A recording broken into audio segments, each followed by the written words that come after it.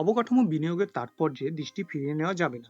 এটি অর্থনৈতিক প্রবৃদ্ধির ভিত্তি হিসাবে কাজ করে, যা জীবনযাত্রার মান উন্নত করে এবং প্রযুক্তিগত অগ্রগতিকে জ্বালানি দেয়। বিশ্বব্যাংকের অন্তর্দৃষ্টি সহ গবেষণায় একটি বিন্যাস প্রমাণ করে যে একটি দেশের উন্নয়নে পরিকাঠামো বিনিয়োগ যে রূপান্তরমূলক ভূমিকা পালন করে। চীনের ধারাবাহিক বিনিয়োগ অবকাঠামো উন্নয়নে দীর্ঘমেয়াদী আর্থিক প্রতিশ্রুতির গভীর প্রভাবের একটি আকর্ষণীয় উদাহরণ প্রদান করে।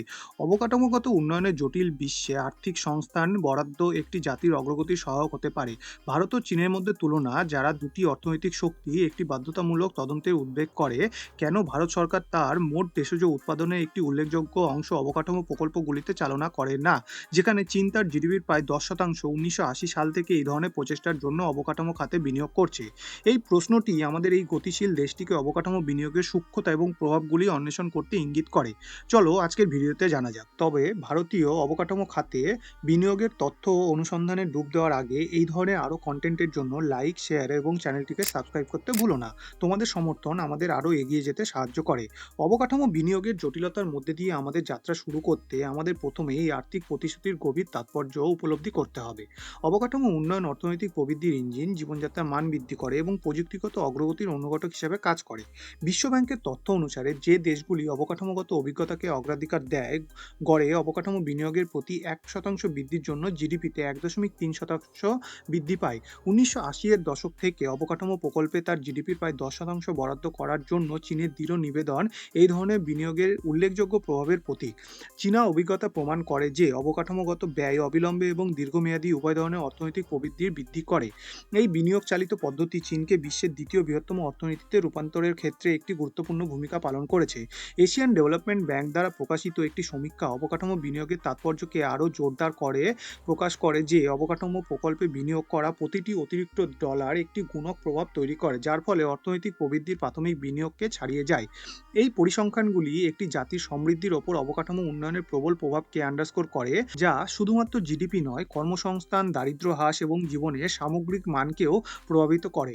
বর্তমানের দিকে আমাদের ফোকাস স্থানান্তরিত করলে আমরা ভারতের পরিকাঠামোর জটিল ল্যান্ডস্কেপের মুখোমুখি হই। ন্যাশনাল ইনফ্রাস্ট্রাকচার পাইপলাইন থেকে পাওয়া তথ্য অনুযায়ী ভারত ক্রমাগতভাবে তার অবকাঠামো ব্যয় বাড়িয়ে চলেছে, যা একটি ইতিবাচক গতি প্রতিফলিত করে। যাই হোক, এই ধরনের প্রকল্পগুলির জন্য চীনের তার জিডিপির প্রায় 10% ধারাবাহিক বরাদ্দের সাথে সম্পূর্ণ বৈপরীত্য ভারতীয় প্রেক্ষাপটে বৃদ্ধি এবং উন্নয়নের সম্ভাবনার উপর জোর দেয়। ভারতের পরিকাঠামো বিনিয়োগ গতি লাভ করছে, অনুমানগুলি আগামী 5 বছরে $1.4 ট্রিলিয়ন ডলারেরও বেশি বিনিয়োগ ইঙ্গিত দেয়। যদিও একটি উল্লেখযোগ্য অগ্রগতি নির্দেশ করে, তবুও ভারত ও চীনের মধ্যে অবকাঠামোর ব্যবধানের গভীরতা বিবেচনা করা অপরিহার্য। তথ্যগুলি দেখায় যে ভারতের অবকাঠামোগত ব্যয় যদিও বাড়তে থাকে, এখনও তা ভারতের জিডিপির প্রায় 5 থেকে 6%, যা চীন প্রতিশ্রুতি দেয় তার অর্ধেক। ন্যাশনাল ইনফ্রাস্ট্রাকচার পাইপলাইনের রিপোর্টটি ভারতের অভ্যন্তরীণ মহাসড়ক এবং রেলপথ থেকে স্মার্ট শহর পর্যন্ত বিস্তৃত প্রকল্পগুলির ওপর আলোকপাত করে, সুযোগ এবং চ্যালেঞ্জের ক্রমবর্ধমান ল্যান্ডস্কেপকে আন্ডারস্কোর করে। সংখ্যাগুলি ভারতমালা পরিকল্পনা এবং সাগরমালায়ের মতন প্রধান অবকাঠামো উদ্যোগগুলির সাথে কেন্দ্রের মঞ্চে থাকা সম্ভাবনা বিশাল ক্যানভাস প্রকাশ করে। আমরা যখন পরিকাঠামো উন্নয়নের বহুমুখী বিশ্বের গভীরে প্রবেশ করি, তখন এই রূপান্তরমূলক যাত্রায় ভারতের যে অনন্য চ্যালেঞ্জ এবং সীমাবদ্ধতার মুখোমুখি হই তা স্বীকার করা অত্যাবশ্যক। এশিয়ান ডেভেলপমেন্ট ব্যাংকের গবেষণা এই চ্যালেঞ্জগুলির উপর জোর দেয়। তথ্য প্রকাশ করে যে ভূমি অধিগ্রহণের অসুবিধাগুলি একটি উল্লেখযোগ্য বাধা হয়ে দাঁড়িয়েছে, যা প্রায়ই প্রকল্পের বিলম্বের দিকে পরিচালিত করে। রিজার্ভ ব্যাংক অফ ইন্ডিয়ার রিপোর্ট অনুসারে ভারতের একটি বিস্ময়কর 63% অবকাঠামো প্রকল্পগুলি জমি অধিগ্রহণের সমস্যার সম্মুখীন হয়। জমি অধিগ্রহণ ছাড়াও নিয়ন্ত্রক প্রতিবন্ধকতা একটি ক্রমাগত উদ্বেগের বিষয়। বিশ্বব্যাংকের পরিসংখ্যান নির্দেশ করে যে ব্যবসা করার সহজতার ক্ষেত্রে ভারত 190টি দেশের মধ্যে 63তম স্থানে রয়েছে। যদিও অগ্রগতি হয়েছে, উন্নতির জন্য যথেষ্ট জায়গা রয়েছে।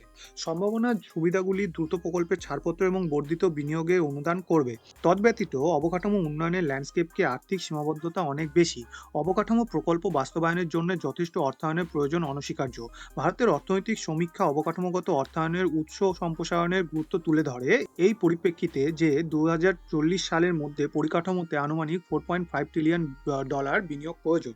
সরকারি নীতি অবকাঠামো বিনিয়োগের গতিপথ গঠনে মুখ্য ভূমিকা পালন করে। চীনের সাফল্য পরীক্ষা করলে আমরা অবকাঠামোগত উন্নয়নকে উৎসাহিত করার জন্য পরিকল্পিত নীতিগুলির একটি পরিসীমাকে অন্তর্ভুক্ত করে একটি সুনিপুণ কাঠামো দেখতে পাই।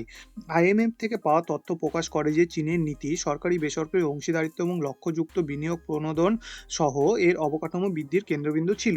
ভারতও অবকাঠামো খাতে আরও বেসরকারি বিনিয়োগ আকৃষ্ট করার জন্য তার নীতিগুলিকে স্ট্রিমলাইন করার জন্য সক্রিয়ভাবে কাজ করছে। কনফেডারেশন অফ ইন্ডিয়ান ইন্ডাস্ট্রি এর গবেষণা ইঙ্গিত দেয় যে ভারতের নীতি ল্যান্ডস্কেপ বিকশিত হচ্ছে। মেক ইন ইন্ডিয়ার উদ্যোগ এবং ন্যাশনাল ইনফ্রাস্ট্রাকচার পাইপলাইনের মতন পদক্ষেপগুলি একটি অনুকূল বিনিয়োগের জলবায়ু তৈরির দিকে মনোনিবেশ করছে। যাই হোক, এটা মনে রাখা অপরিহার্য যে এই নীতিমূলক পদক্ষেপ সাফল্য মূলত নির্ভর করবে তাদের কার্যকারী বাস্তবায়ন এবং স্থল বাস্তবায়ন সাথে সারিবদ্ধতার ওপর। ভারতের অর্থনৈতিক সমীক্ষা অনুমান করে যে দেশে বছরে গড়ে $200 বিলিয়ন পরিকাঠামো বিনিয়োগ প্রয়োজন। সুনিপুণ সরকারি নীতিগুলি কেবল একটি পছন্দ নয়, বরং একটি প্রয়োজনীয়তা। এই নীতিগুলি ব্যক্তিগত বিনিয়োগের জন্য অনুঘটক হিসেবে কাজ করতে পারে, যা কেবল দেশীয় নয়, বিদেশি পুঁজিকেও আকর্ষণ করে। বিশ্বব্যাংকের ইজ অফ ডুইং বিজনেস সূচিতে হাইলাইট করা নীতির ল্যান্ডস্কেপ ব্যবসা করার সহজতাকে আকার দেয়। আমরা যখন ভবিষ্যতের দিকে তাকাই, ভারতের পরিকাঠামোগত ব্যয় বৃদ্ধির প্রয়োজনীয়তার একটি ক্রমবর্ধমান উপলব্ধি করতে পারি। ভারতমালা পরিকল্পনা এবং সাগরমালা এর মতন ফ্ল্যাগশিপ প্রকল্পগুলি অবকাঠামো উন্নয়নের দেশের প্রতিশ্রুতির ওপর জোর দেয়। এই প্রতিশ্রুতি চীনের সাথে অবকাঠামো বিনিয়োগ ব্যবধান বন্ধ করার জন্য দেশটির অভিপ্রায়কে প্রতিফলিত করে। দ্রুত উন্নয়নের পূর্ণ সম্ভাবনা উন্মোচন করার জন্য ভারতের জন্য এই ব্যবধান পূরণ করা অত্যন্ত গুরুত্বপূর্ণ। ভারতের জন্য এগিয়ে যাওয়ার পথে শুধুমাত্র সরকারি ব্যয় বৃদ্ধি নয়, উদ্ভাবনী অর্থায়ন সমাধানেরও প্রয়োজন আছে। ভারতীয় রিজার্ভ ব্যাংক পরিসংখ্যান প্রকাশ করে যে ভারতের পরিকাঠামো বিনিয়োগের প্রয়োজনে ব্যক্তিগত পুঁজির ব্যবহার প্রয়োজন হতে পারে। সরকারি বেসরকারি অংশীদারিত্বের জন্য অনুকূল পরিবেশ তৈরি করা এবং সরকারি বিদেশি বিনিয়োগ আকৃষ্ট করা অপরিহার্য।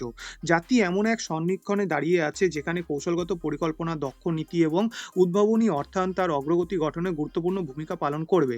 চীনের সাথে অবকাঠামো বিনিয়োগের ব্যবধান পূরণ করা শুধু একটি লক্ষ্য নয়, একটি রূপান্তরমূলক যাত্রা যা ভারতের অর্থনৈতিক গতিপথ এবং সমৃদ্ধিকে সংজ্ঞায়িত করবে। তোমাদের ভিডিওটি কেমন লেগেছে অবশ্যই কমেন্টে জানিও, আর ভিডিওটিকে লাইক করতে ও চ্যানেলটিকে সাবস্ক্রাইব করতে ভুলো না। শুভমস্তু।